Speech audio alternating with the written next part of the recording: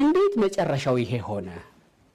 ስንት ነገር በተናገረበት አንደበቱ ከአዶናይ ኋላ ኋላ እየተከተለ ወጣቱን ትውልድ ደድቡ፣ ሰግጡ፣ ፈምሱ ሊል ነው። ሰራዊት ምንድነው የፈለገው? ገንዘብ ወይስ ዓላማው ነው የገዛው? እዚህ ከገባ የት ነው ላይገባ የሚችለው? ይህ ቦታ ለኔ አይሆንም የሚባል ነገር እኮ አለ ብሎ ጻፈ። ጠቅለል ሲል ባንተ ደረጃም ያለ ኪነ ጥበብ ውስጥም ያለ ሰው ስለጻፈው አነሳሁት። እኔም ጥያቄዎችም የሰበሰብኳቸውም ከዚህ የራቁ አይደሉም። አርቲስት ሰራዊት ፍቅሬ በአካዳሚክ ህይወቱ የሚታወቅ በተምሮ ማስተማር የሚያምን ምክንያታዊ ሰው ነው። የመጣበትን መንገዱ ህይወቱም የሚያሳየው ይሄ ነው። ለምንድን ነው ሰሞኑን እንዲህ አይነት ነገር ላይ የዋለው የሚሉ ብዙ መነጋገሪያዎች አሉ። ብዙ ማነሳውም አለ። አንዱ በዚህ ጉዳይ ነው ልጠይቅ የጋበዝኩህ። እንዴት ትስታየዋለህ? አሪፍ ነው፣ መልካም ነው።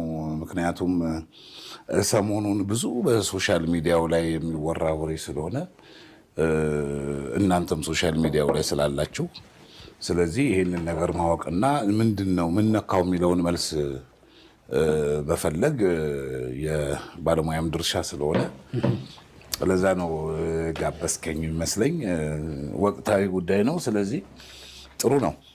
ይሄ ሰውዬ ያለውን አላየሁትም። ሆነስትሊ ስፒኪንግ ይሄኛውን ሌላውን ነው ያየሁት። እንደዚሁ ትልቅ ሰው ይባል የጻፈውን እና መጀመሪያ እኔ ደግሞ ከዚህ ልጅ እነሱስ ምን ነካቸው ብዬ ልጀምር። ምክንያቱም ልጁ እንዲህ ይላል ከተባለ እነሱ ደግሞ ሰራዊት ለምን ሄደ እንዴት ሄደ የሚለውን ሳያጣሩ ሳይጠይቁ የጉዞ አስፈጻሚ የጉዞ ዓላማ ገንዘብ ለማግኘት ለምናምን እንዴ ትልልቅ ሰዎች እኮ ናቸው። አሁን የምትለይም ትልቅ ሰው ነው እንግዲህ ስሙን ለራስ የሚያዘው ራሱ የሚያዘው አስፈልግም እሱ እና ያየሁት ሌላም እኔ ጻፈ ሰውዬ ነበር። እሱንም አይቼዋለሁ። ከዛ በኋላ ደግሞ የሚረጋገበውን ነገር ታያለ። እሱ ብዙም እና እንዴ ምን ሆነው ነው ያልኩት፣ ምን ነካቸው ነው ያልኩት። ምክንያቱም የት ነው የተገኘው፣ ምንድን ነው ያለው ሰራዊት፣ እንዴት ነው የተገኘው የሚለውን ማወቅ ነበረባቸው። ለማንኛውም እንድታውቀው ያህል እንዴት ነው የተገኘው የሚል ጥያቄ ላንሳ። ለኔ ንገረኝሽ ስለምትል እሺ።